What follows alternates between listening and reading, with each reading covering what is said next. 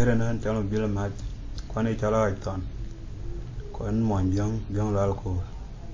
kalaran getinene aga yur agan ga rote laini rote to utene ari ga gal wer kir aga de mel Obama yenan jala Yere mari alwa e chiwe ngoping undane witya klayang aye ka jamro ra gur ke ye chaetet kwa chetet unda jera de ge joke toler yarnyen re mari alwa e chiwe ngoping undane witya klayang aye ka jamro ra gur ke ye chaetet kwa chetet Unda jera de ge joke toler yarnyen aman ge na wi chira ba ye gaitu ka un ken je tyaga ka jami to ni ka mon ge kwanawa unda na chenun ye ba ke je tol kwero aman ge na wi chira ba ye gaitu ka un ken je tyaga ka jami to ni amon ge kwanawa Unda na chinun ye ba ke ye tol kwero Iye unda e jortele me uda cheton jech Rema jong manyalawa Wajale ba muge tontok Unda na jale uwati jenga daganam Toda na chuperanda bo muge banype on mamere walan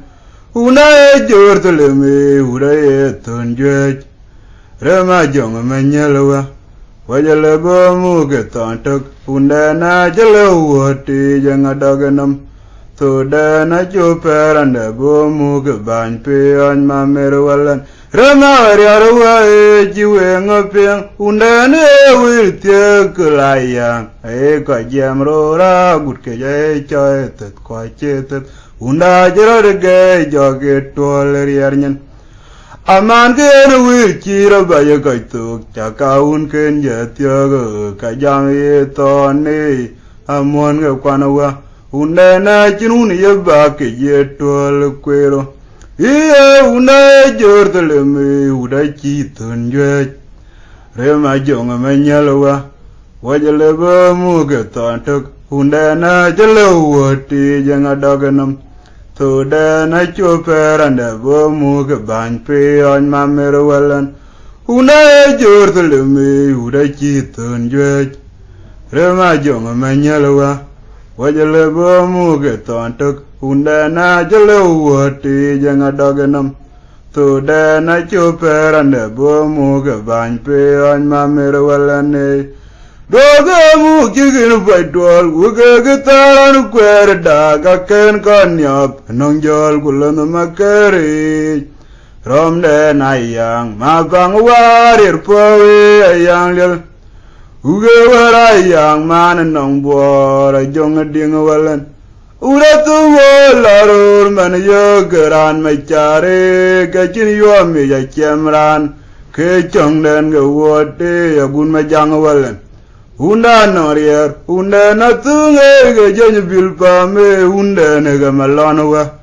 Ti mayang dene mu machana gun makiran dia kairiach.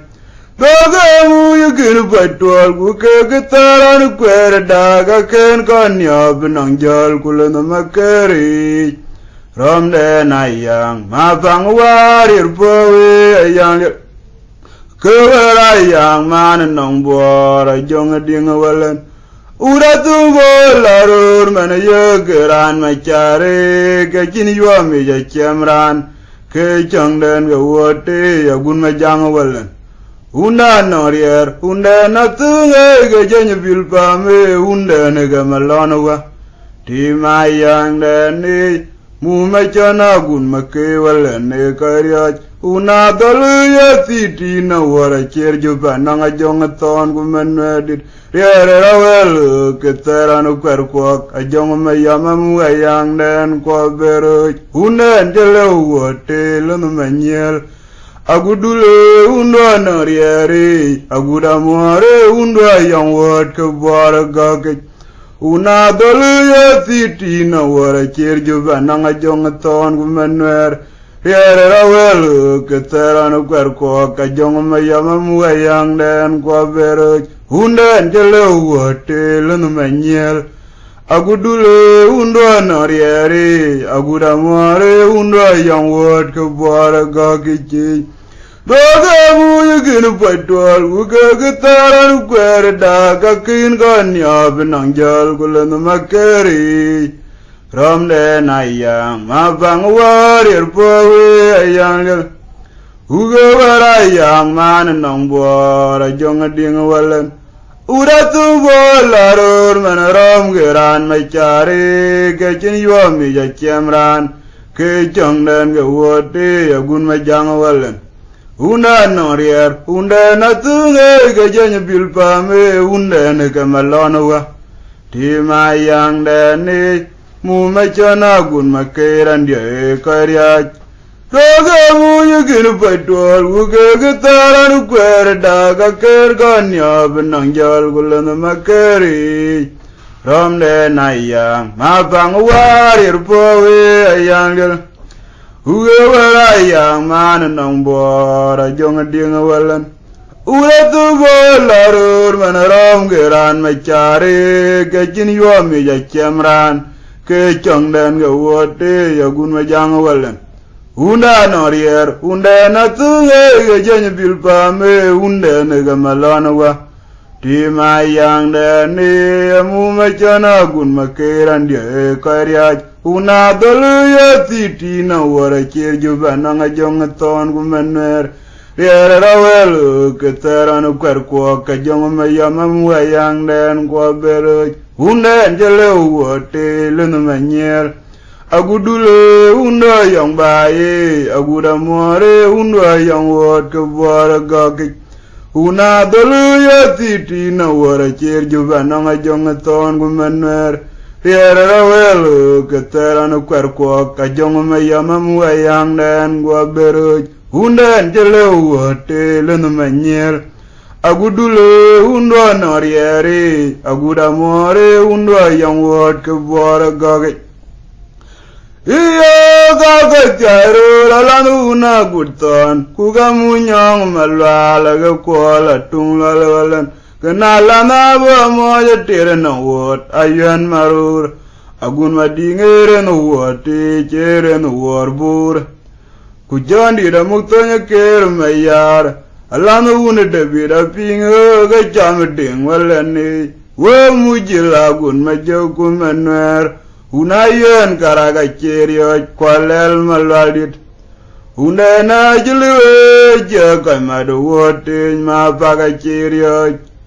una jong mangake ya muktonya ker mayar kalano mor majak Undane penyat remedeng nyawa ceria jakelai yang lo. Aga caro lalu nagun maket kugamunyang malwala ke kuala tunglalan. Kenalan apa moja teren awat ayan marur. Agun madingeren awat jeren warbur. Kujan di ramotanya ker mayar.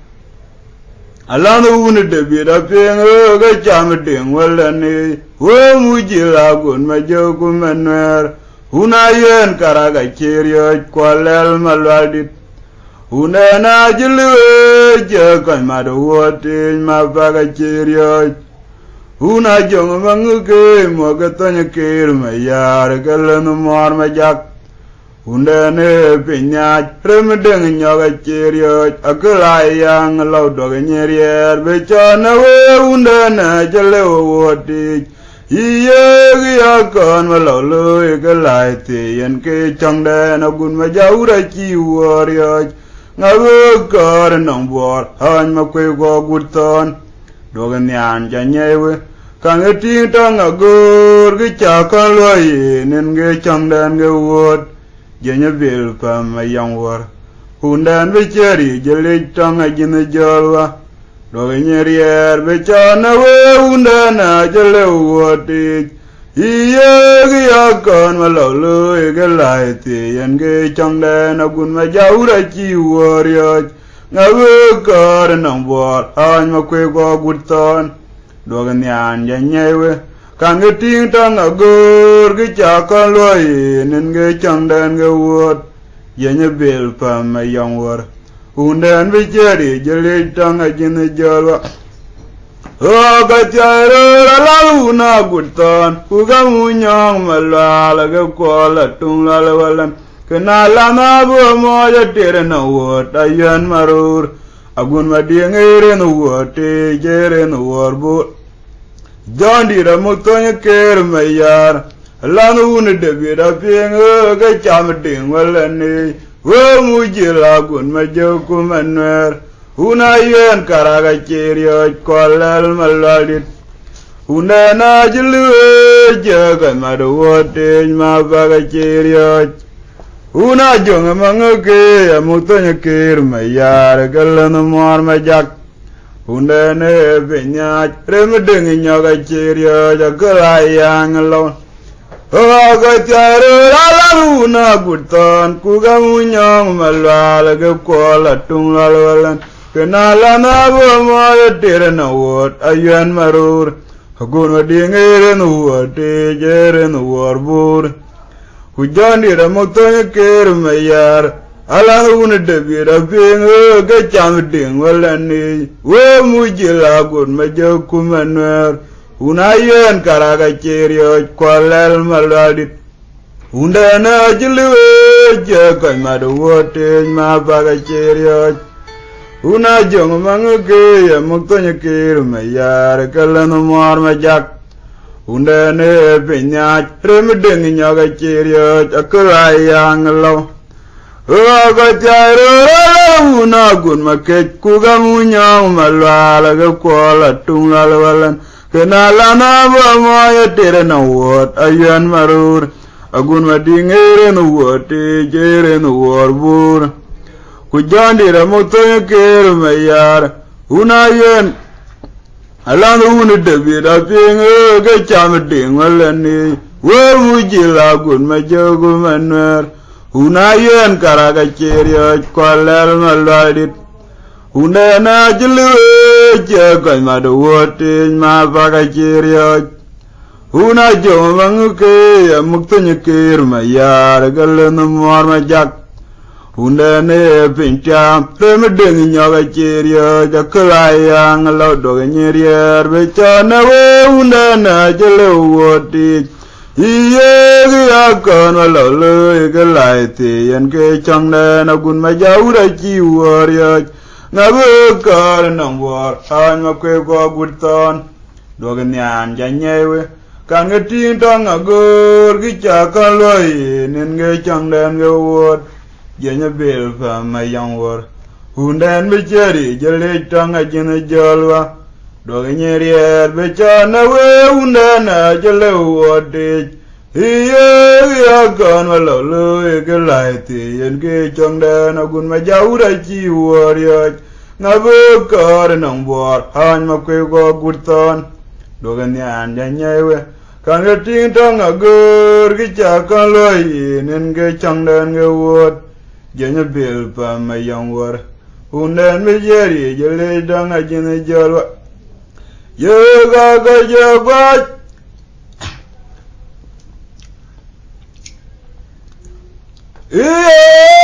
Ujinyob gaturo buja moche Yeratena kalanton alier wata dirwalan Yeratena beton jeje We ujinyob gaturo buja moche Yeratena kalanton alier wata dirwalan Yeratena beton jeje Gurata unna naima torban Dane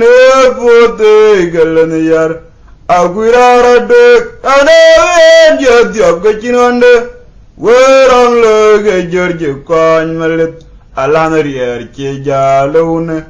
ran karame to mi do wote buga mo yara tena chaganyan unda kuler juda helarier ye gnange Akwirara dek adawe jodiab gachirande rang le george kon malet alanarier che jalune ran kara me tara mi the wote burger much riera tena rema Jaganya unda kuler juda kelariya ganang we Virginia gatura buja moje yaratana kalanatona ler gutta dirwala yaratana betanye we Virginia gatura buja moje yaratana kalanatona ler gutta dirwala Yaratana betanje kurata unda naima torban dane pote galne yar agurara de ade jodyo gajirande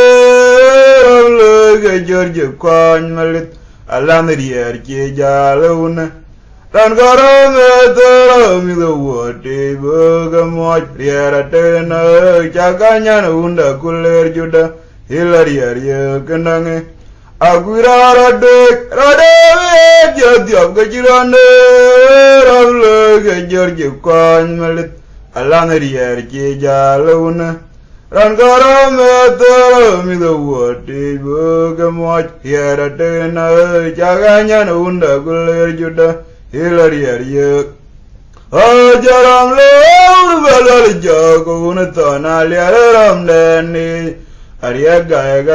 gaya jawote berala tege kene jayang nalir kajaram le magang ariar mot kulang lel madya guerana yang unda nata matya ngayekur umanje jikon pyo jajinom areti bala nayang matim walan romda nayang kajaram le urmalal jago unatona liare romda ni Ariya gaya gaya jawote berala tege kene jayang nalir kajaram le magang ariar mot kulang lel madya guerana yang unda nata matya ngayekur monjenya jikon pyo jajinom areti bala nayang matim walan romda nayang kumonje jikon pyo jajinom areti bala nayang matim walan Ramda nayang weyidirela chenelatin panamirki nenge changa unden mugalam ramati be gumagok yangda na jang walan gumapangdit timriera chenel wote jakorjek weyidirela chenelatin panamirki nenge changa unden mugalam ramati be gumagok Yang dana jang walan guma pangdit timriera channel wote jakorjek kajaram le balar joko unatona liaram deni ya gaya yod beberala tege kene jaya nalir kajaram le magang ariar mot kulung lil madya guerana yang lir unda nata matya ngayekur Umanje jikon pyo jajinom areti bala nayang matim walan ramda nayang ayarana urbalar joko unatona liare ramdeni Ariya gaya jayod beberala tege kene jayang nalir kajaram le magang ariar mot kulung lil madya guerana yang unda nata matya ngayekur Umanje jikon pyo jajinom areti bala nayang matim walan ramda nayang weyidirela chenelatin panamirki nenge changa unden walang ramati be umagok yangda na jang walan gumapangdit timriera chenel wote jakorjek weyidirela chenelatin Panamirki nenge changa unden mugalang ramati be magok yangda na jang walan gumapangdit timriera chenel wote iya bojari re bojalan jiga gunyin nang tona korjang walan Ayan karbanya babanya yen kum gedoj bana unden ay unden oke webu ari kuyeri rayang ke chanteda dam tim dalun tona liare wala na guton majuru walan ayang amungaram dianu matyang ay makwega iwanek Chauye bojarire bojalan Jaga gunyin nang tana kwarjang walan Airan korban baban biyan kum Doj bana unden ayaja unden Ake webu ari Kuyeri rayang wake chang seda Dam tim dalung ton aliari Wala na guton majuru walan Ayang amungaram dianu matyang ay makwega iwanak ya nyir kwaglumena kuchiwenyen bubinga pare jebetun nyir kwag pyanga dedetun bai akeriara ya nyir kwaglumena kuchiwenyen bubinga pare jebetun nyir kwag pyanga dedetun bai Auya bojarire bojalan Jaga gunyin nang tana kwarjang walan Airan korban baban biyan kum Doj bana unden ayaja unden Ake webu ari Kuyeri rayang wake chang teda Dam tim dalung ton aliari Wala na guton majuru walan Chauye bojarire bojalan Jaga gunyin nang tana kwarjang walan Airan korban baban biyan kum Doj bana unden ayaja unden Ake webu ari Kuyeri rayang wake chang teda Dam tim dalung ton aliari Ala na guton majuru walan Ayang amungaram diaru atyang ay makwega iwanek Diaraya nyir kwaglumena Kuchiwenyen bubinga pare jebetun Nyir kwag byanga didetun bai Diaraya nyir kwaglumena Kuchiwenyen bubinga pare jebetun Nyir kwag byanga didetun bai Tiruna yeri alana yang mog wenim Manadira muglaw gunwa dingu matore kaya jarere Toynambi bai noayaban Uwe gayon jong yar kwa kumtung bul walan Berara jaga hukuma kabena wetiana nange Tiruna yeri alana yang mog wenim Manadira muglaw Gunwa dingu matore kaya jarere Toynambi bai noayaban Uwe gayon jong yar kwa kumtung bul walan Berara jaga akuma kabena wetiana nange Medang hunde na chena diere law Mabale na ngaluya wot Hunde na ene ton kujabang na mwede law Riru bai ga chujo de bani Nanga che kubanda bai Umye kwe we chu tiera ni jam wede liep chara kach Waye medang hunde na chena diere law Mabale na ngaluya wot Hunde na yene ton dit kujabang na mwede law Riru bai ga chujo de bani Nanga che kubanda bai Umye kwe we chu tiera ni jam wede liep chara kach Ajabere nang biara gutta ne kur buja wa jong makwe kulana dingwa Una ngajike bikarya eura gutta ni Uga kalwa jaber mar wenim ganya bejarangen Ajabere nang biara gutta ne kur buja wa jong makwe kulana dingwa Una ngajike bikarya Euna gutoni Uga kaloya jaber mar wenim konya bejarangen Iya dirula yari alana yang mog wenim manadira mulaw Gunwa dingu matore kajere Toynambi bai noayaban Uwe yön a jong yar go kum tung bul walan berara jaga akuma ga bena we tiana nange tirura yari alana yang mo wenim manadira mulau gun madingo madore ka jere toy nombi bai noiben abu ka yön a jong yar go kum tung bul walan berara jaga akuma ga bena we tiana nange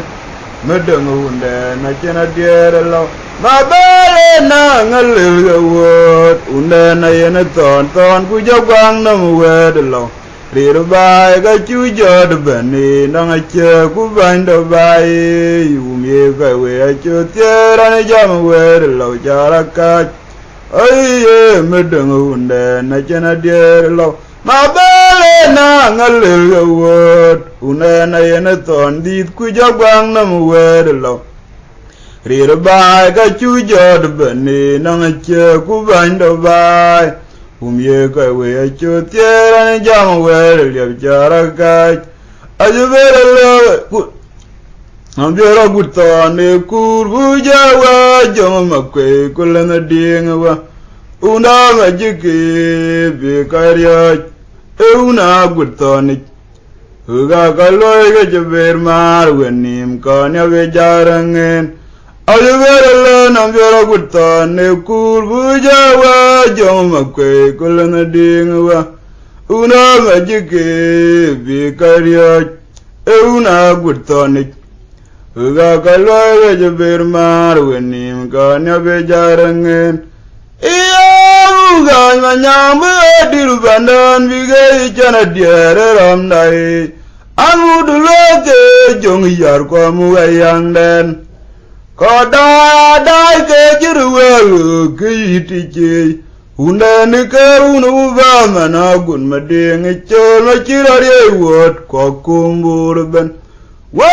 ga manyambu diru bandan bigai chana diere ramdai ayendu loke jong yar ko mu ayang den koda dai ke jiruwelu kiti undan ke unu ba mana gun madeng cholo chirare wot ko kumbur ben lana mayam kolana ding way ayetoni undan rirari de jidi damber ye chira kuma go chira dalawe alanja guwaji ka gutonit kodbek majanyan dia yabi eran manyedang abigar ya jawate jelaw bai banera la welga yongor ujawi ya kulayang law kan makwe wete ko ka yang ba ke ga bag payeme jenyer bunga dane ke bag payeme jelaw la dari nang maturwa Panediar gudwa ga chuyor tuing wanim Kailin manyang mat Alanja guwaji ga gutondit Kojbek Bajanyan dia yodbi Elor manyedang abigar ya jawate jelaw Bai banera wilga yungwar Jawi ya kulayang law kan makwe Werte kwa ga yang ba bege baga payeme jenyer nyen bunga dane ke bag payeme jelaw la dari nang matorwa panediar gudwa ga juyor teng wanim kailin manyang mat iya ga manyang ko diru bandan bige chana diare ramdai ayendu loke jong yar ko mu ayang den koda dai ke jiruwel kiti undan ke unu ba mana gun madeng cholo chirare wot ko kumbur ben alang mayam kolana ding wai ayetoni undan rirare de yidi damber chira kuma go chira dalawe alandan rob ka gutondit kodbek majanyan dia yobi armanyadang abigar ya jawate jelaw Bai banera wilga yungwar Jawi ya kulayang law kan makwe wete go ka yang ba beke bag payeme jenyer nyen bunga dane ge bagbaye me jelo ladari na matorwa panadia gudwo gaju yobde wanim halin manyang mat aladara ga gutondit kwajbek wajanyande yobi ormanyidang abigario jowote jelo baye banera wege yongor ujawiya klayang lokan makwe kwete kwaga yang bae ke abag paye me jenyer bunga dane ge bag paye me jelo ladari nang matorwa anadyar gudwa ka chuyob deng wanim halin manyang mat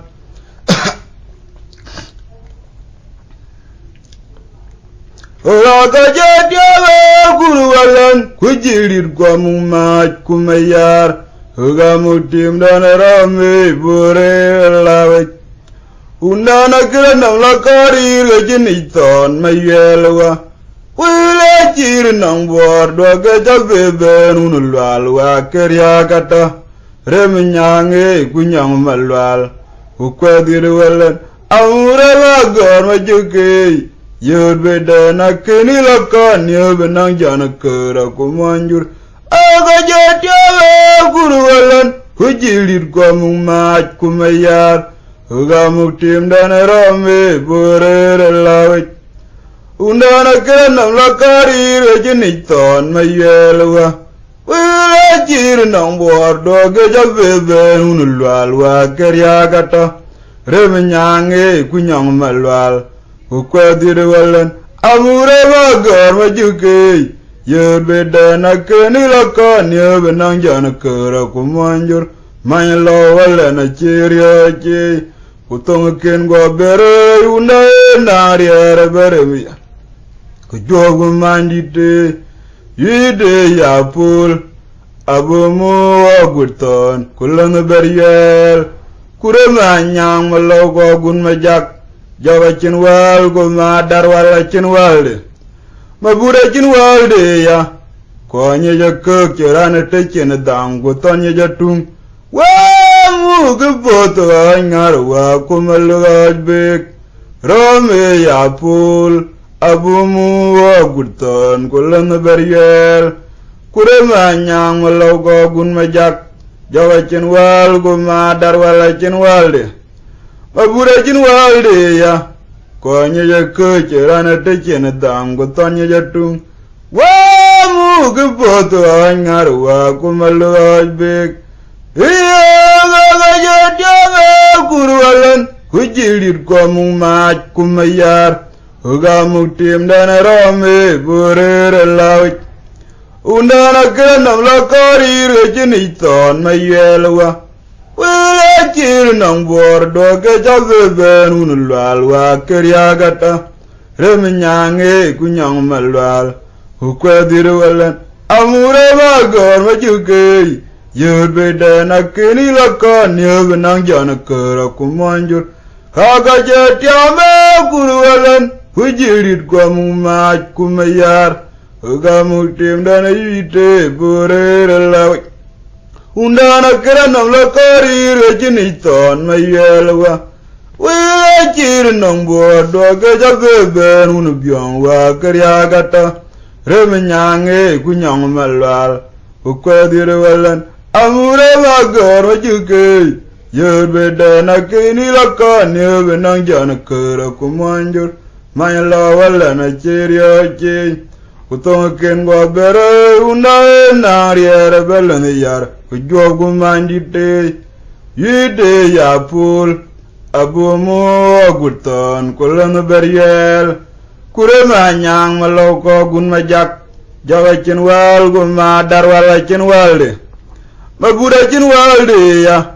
Konye ya kek Chirana techene dangu Tonye ja tung Wamu kipoto Ngarwa kumalugaj bek Rome ya pul Abumu wagurton Kulang beryel Kure manyang malaw gun majak Jawa chinwal Kumadar wala chinwalde Mabura chinwalde ya Konye ya kek Chirana techene dangu Tonye ja tung Wamu mu ke boto ngarwa kumaloy bek iye ga jatya melunu makal nyaka akolana ke ajong makwe cheria una wer mabarkwe agwerya che mani karya yabi agurto na yen waman ai ka jebu de jam gawot ai ka jebu de jam janya chinton beram ge ne woti ken kanyen jagut kola dit yen chintin che ila te gnam bor ayung yen wer kirgan yab kwa chen kon keber ko nya chanyi nan malit iye ga jatya melunu makal nyaka akolana ke ajong makwe cheria